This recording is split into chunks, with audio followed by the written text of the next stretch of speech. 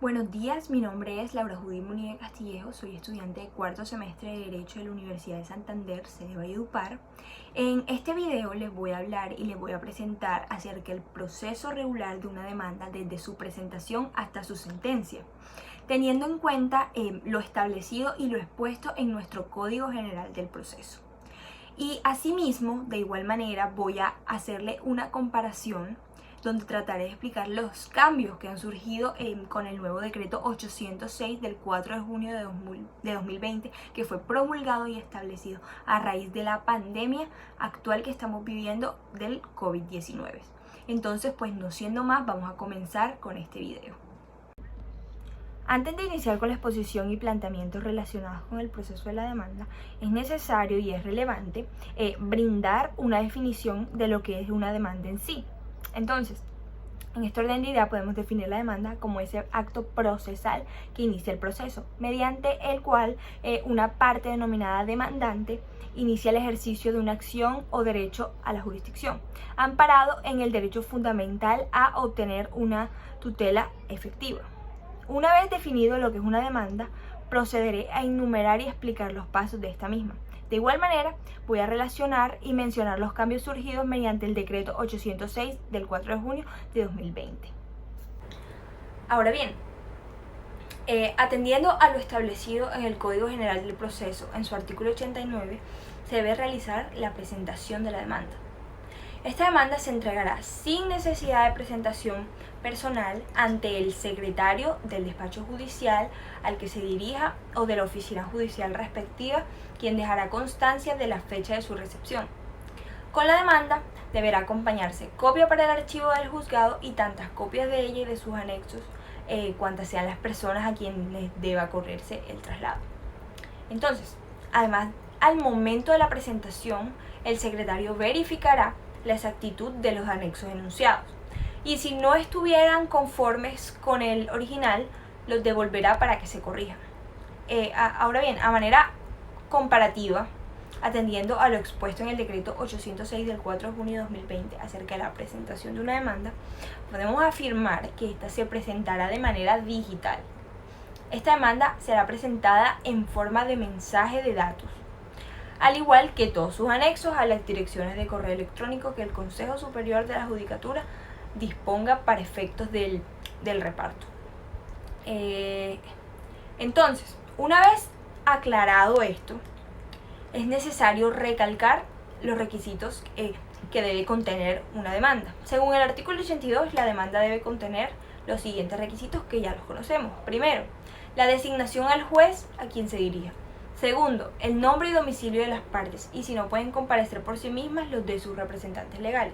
Se deberá indicar el número de identificación del demandante y el de su representante, y el de los demandados si se conoce. Tercero, el nombre del apoderado judicial del demandante, si fuera el caso. Cuarto, lo que se pretenda, expresado con precisión y claridad. Quinto, los hechos que sirven de fundamento a las pretensiones, debidamente determinados, clasificados y numerados.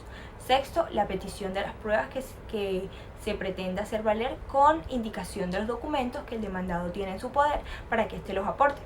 Séptimo, el juramento estimatorio cuando sea necesario. Octavo, los fundamentos de derecho. Noveno, la cuantía del proceso cuando su estimación sea necesaria para determinar la competencia o el trámite.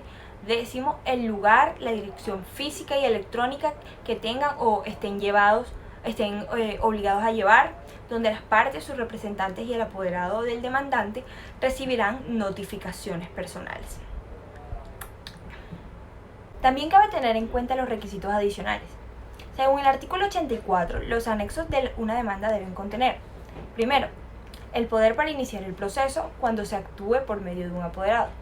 Este poder puede ser, recordemos, general, que se debe constituir mediante escritura pública, y su espectro de acción es amplio, toda vez que allí se pueden facultar varios apoderados al mismo tiempo con distintas facultades, que a su vez le permite facultar a abogados terceros para que ejerzan la función. También tenemos el poder especial. Se constituye mediante un documento privado donde un particular le confiere facultades específicas a un abogado para defender una causa puntual y con el alcance que hace referencia el artículo 77 del Código General del Proceso. Según el decreto, Este último, es decir, el poder especial, no se requerirá la presentación personal porque con la antefirma del documento por parte del poder dante se entenderá debidamente otorgado. Es decir, se presume su autenticidad. Adicionalmente, podrá ser enviado por mensaje de datos. Por otra parte, el cuerpo del documento deberá contener el correo electrónico del apoderado, el cual deberá coincidir con el que este último tenga inscrito en el Registro Nacional de Abogados. Si se trata de una persona inscrita en el registro mercantil, sea natural o sea jurídica, el poder deberá ser remitido desde la dirección de correo electrónico inscrita para recibir notificaciones judiciales. Otros anexos que debe contener la presentación de la demanda son la prueba de la existencia y representación de las partes y de la calidad en la que intervendrán en el proceso, en los términos del artículo 85 del Código General del Proceso. Tercero, las pruebas extraprocesales y los documentos que se pretende hacer valer y se encuentren en poder del demandante. Cuarto, la prueba de pago del arancel judicial cuando hubiere lugar. Quinto, los demás que la ley exija. Continuamos con el paso 2. Una vez presentada la demanda, se suelen dar 3 situaciones con relación a esta misma. Que la admitan, es decir, cuando se cumple con todos los requisitos legales, se procede a dar trámite a la misma. Que sea inadmitida, es decir, cuando no reúne los requisitos formales, cuando no se acompañe los anexos ordenados por la ley, cuando las pretensiones acumuladas no reúnan requisitos legales, cuando el demandante sea incapaz y no actúe por conducto de su representante, cuando quien formule la demanda carezca de derecho de postulación o cuando no contenga el juramento estimatorio, también cuando no se acredite que se agotó la conciliación prejudicial. Y también la demanda puede ser rechazada, que es la tercera parte. Una demanda puede ser rechazada por falta de jurisdicción, falta de competencia, caducidad, por no haber sido subsanado, por algún error que no fue subsanado. Ahora, en relación a la inadmisión de la demanda, con el decreto 806 de 2020 se estipularon nuevas causales de inadmisión de la demanda. Esta podrá ser admitida según el decreto por, primero, no indicar el cuerpo del documento, el canal digital donde se deben ser notificadas las partes, sus representantes y los apoderados, los testigos, peritos y cualquier tercero que deba ser citado al proceso. Segundo, el demandante, al presentar la demanda, simultáneamente deberá enviar por medio electrónico copia de ella y de sus anexos a los demandados, salvo cuando solicite medidas cautelares o desconozca el lugar de notificación del demandado. El secretario o el funcionario que haga sus veces tiene el deber de velar por el cumplimiento de este envío al demandado de copia de la demanda y de sus anexos. De no conocerse el canal digital de la parte demandada, se acreditará con la demanda el envío físico de la misma con sus anexos. Continuando con el paso 3. Cuando la demanda cumple con los requisitos exigidos, se expide auto por parte del juez en el que se admite la demanda. Posteriormente, después que se emite el auto admisorio de la demanda, se ordenará su traslado al demandado y se notifica a través de las diferentes notificaciones, salvo en disposición de lo contrario. Debemos recordar que se corre traslado a la parte demandante de las excepciones del demandado para que éste se pueda oponer. Continuamos con la parte 4. Se le hace el respectivo traslado a la parte demandada. Por tanto, una vez notificado, podemos entender, según el artículo 81 del Código General del Proceso, que el traslado se surtirá mediante la entrega en medio físico o como mensaje de datos de copia de la demanda y sus anexos al demandado, a su representante o a apoderado, o al curador ad litem. Cuando la notificación del auto admisorio de la demanda o del mandamiento de pago se surta por conducta concluyente, por aviso, mediante comisionado, el demandado podrá solicitar en la Secretaría que se le suministre la reproducción de su demanda y de sus anexos dentro de los 3 días siguientes, vencidos los cuales comenzarán a correr el término de la ejecutoría y de traslado de la demanda. Siendo varios los demandados, el traslado se hará a cada uno por el respectivo término, pero si estuvieran representados por la misma persona, el traslado será común. Según el decreto, en el traslado de la demanda no será necesario acompañar copias físicas ni electrónicas de la demanda y sus anexos para el archivo del juzgado ni para el traslado. Cuando una parte acredite haber remitido una una copia de un escrito del cual deba correrse traslado a los demás sujetos procesales por medio de un canal digital enviado, no será necesario el traslado por secretaría. El traslado se entenderá realizado 2 días hábiles después del envío del mensaje y el término respectivo comenzará a correr a partir del día siguiente.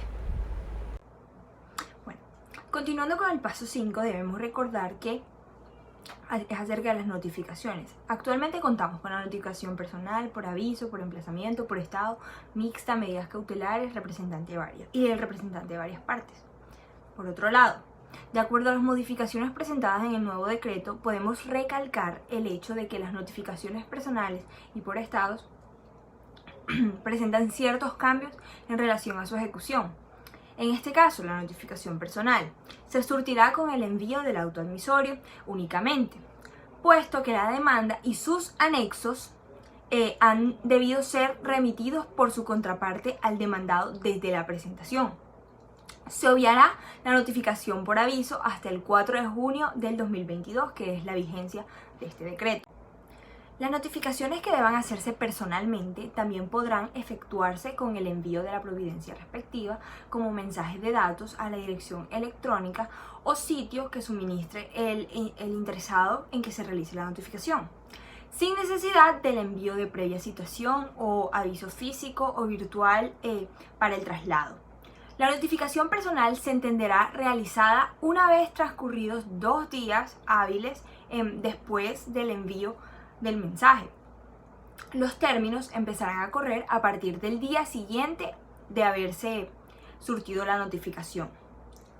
Del emplazamiento para efectos de notificación personal no será necesario cumplir con la carga de emplazar por un medio físico, como es el caso del periódico, sino que se llevarán a cabo únicamente a través del Registro Nacional de Personas Emplazadas. Mientras que la notificación por estados, como regla general, se fijará virtualmente, incluyendo el texto de la providencia, sin necesidad de impresión, firma o constancia alguna. Se excluye de esta disposición, respecto del conocimiento público de la providencia, la solicitud de medidas cautelares, lo relativo a los derechos de los menores o la existencia de reserva legal a arbitrio del juez. Por otro lado, cuando se presente nulidad por indebida notificación, esto pasará cuando exista alguna discrepancia sobre la forma en que se practicó la notificación. La parte que se considera afectada, deberá, además de cumplir con lo dispuesto en los artículos 132 a 138 del Código General del Proceso, manifestar bajo la gravedad del juramento que no se enteró de la providencia para solicitar la nulidad de lo actuado. Bueno, paso 6. Llegamos ya a lo que es la contestación. Se presentan las siguientes opciones al demandado. Está no hacer nada. Segundo está allanarse, es decir, aceptar los hechos y las pretensiones. En la contestación o en cualquier momento anterior a la sentencia de primera instancia, el demandado tiene la opción o podrá allanarse expresamente a las pretensiones de la demanda, reconociendo sus fundamentos de hecho, caso en el cual se procederá a dictar la sentencia de conformidad con lo pedido con el artículo 98 del Código General del Proceso. Este también se puede oponerse total o parcialmente. Se puede oponer por medio de las excepciones previas o de mérito. Bueno, dentro de los requisitos que debe contener la contestación son, primero, el nombre del demandado, su domicilio y los de su representante o apoderado en caso de no comparecer por sí mismo y pues demás datos. Segundo, pronunciamiento expreso y concreto sobre las pretensiones y sobre los hechos de la demanda, con indicación de los que se admiten, los que se niegan y los que no le... Bueno, tercero, las excepciones de mérito que se quieran proponer contra las pretensiones del demandante, con su expresión de su fundamento fáctico, el juramento estimatorio y la alegación del derecho de retención, si fuere caso. Cuarto, petición de las pruebas que el demandado pretenda hacer valer, si no obrar en el expediente. Quinto, el lugar, la dirección física y de correo electrónico que tengan o estén obligados a llevar, donde el demandado, su representante o apoderado recibirán notificaciones personales. Bueno, a la contestación de la demanda deberá acompañarse el poder de quien la suscriba. A nombre del demandado, la prueba de su existencia y representación. Bueno, posterior a esto, se emite el auto para fijar lo que es ya la audiencia inicial. Bueno, continuamos con la parte 8, que es la audiencia inicial. Comenzamos con la presentación de las partes. Aquí se hace un resumen del caso, los generales de ley, nombre, calidad, correos, direcciones, etc. Seguimos con lo que es la conciliación. Aquí se transa una situación en conflicto y cualquiera de las partes puede proponer conciliar. Seguimos con el saneamiento. El juez le pregunta a los apoderados si existe un vicio en la demanda. Y si existe un vicio en la demanda, el juez aplazará la audiencia y entra a una etapa donde se pueden subsanar los errores que hay en esta misma. Si los apoderados no encuentran algún vicio, el juez sí puede hacerlo y la parte demandante va a ser la perjudicada porque tuvo tiempo para revisar la demanda. Seguimos ya entonces con lo que es la fijación del litigio, que consiste en ciertos hechos elaborados por la parte demandante y la parte demandada dirá si es cierto o no cada hecho. En el hecho que no hay acuerdo se fijará litigio. Bueno, seguimos con la decisión de excepciones previas. Quien las propone es la parte demandada. Esta busca atacar la demanda. El juez podrá acabar o devolverle la demanda a la parte demandante con las limitaciones previas en el artículo 101 del Código General del Proceso. El juez practicará las pruebas estrictamente necesarias para resolver las excepciones previas que estén pendientes y él mismo las decidirá. Bueno, seguimos con el decreto de pruebas. Lo que hace el juez es manifestar cuáles pruebas se van a practicar en la segunda audiencia. Una cosa es el decreto y una cosa es la práctica. En el decreto, el juez da la orden para que se practiquen y lo que no se decreta, no se practica. Luego de esto pasamos a la fijación de fecha de audiencia de instrucción y juzgamiento. Sí. Bueno, continuamos con la audiencia, instrucción y juzgamiento. Comenzamos igual que en la audiencia inicial con la presentación de las partes. También seguimos entonces con el saneamiento, que es cuando el juez le dará la palabra a las partes y preguntará si existe algún vicio en el trámite del proceso hasta el momento. También seguimos con la práctica de pruebas que está consagrado en el artículo 170, donde dice que el juez deberá decretar las pruebas de oficio en las oportunidades probatorias del proceso y de los incidentes y antes de fallar. Esto se hace cuando sean necesarias para esclarecer los hechos objeto de la controversia. Las pruebas decretadas de oficio estarán sujetas a la contradicción de las partes. Otra parte de esta audiencia son los alegatos de conclusión, que son los momentos de convencimiento donde los abogados le solicitan al juez que le reconozcan los derechos que solicitó o que absuelva a su cliente de las pretensiones de la demanda. El juez dice que se le concede a los apoderados 20 minutos para los alegatos y el juez debe decidir el sentido del fallo y realizar un resumen de lo solicitado. Bueno, entonces lo que dice el decreto con respecto a la celebración de estas audiencias dice que se llevarán a cabo de forma virtual o telefónica, a través de los medios tecnológicos a disposición de las autoridades judiciales o por cualquier otro medio puesto a disposición por una o ambas partes. En ellas deberá facilitarse y permitirse la presencia de todos los sujetos procesales, ya sea de manera virtual o telefónica. Ya después de esto aquí pasamos a lo que ya es en sí la sentencia. Vamos a empezar con una definición muy básica de lo que es la sentencia, que es una resolución de carácter jurídico que expresa una decisión definitiva sobre un proceso. Lo que consagra el artículo 280 dice que el contenido de la sentencia, la motivación de la sentencia deberá limitarse al examen crítico de las pruebas con explicación razonada de las conclusiones sobre ellas y a los razonamientos constitucionales, legales, de la equidad y doctrinarios, estrictamente necesarios para fundamentar las conclusiones, exponiéndolos con brevedad y precisión, con indicación de las disposiciones aplicadas. El juez siempre deberá calificar la conducta procesal de las partes y, de ser el caso, deducir indicios de ella. La parte resolutiva se proferirá bajo la fórmula administrando justicia en nombre de la República de Colombia y por autoridad de la ley. Deberá contener decisión expresa y clara sobre cada una de las pretensiones de la demanda, las excepciones cuando proceda a resolver sobre ellas, las costas y perjuicios a cargo de las partes y sus apoderados, y demás asuntos que corresponda decidir con arreglo a lo dispuesto en este código. Por otra parte, cuando la sentencia sea escrita, deberá hacerse una síntesis de la demanda y su contestación.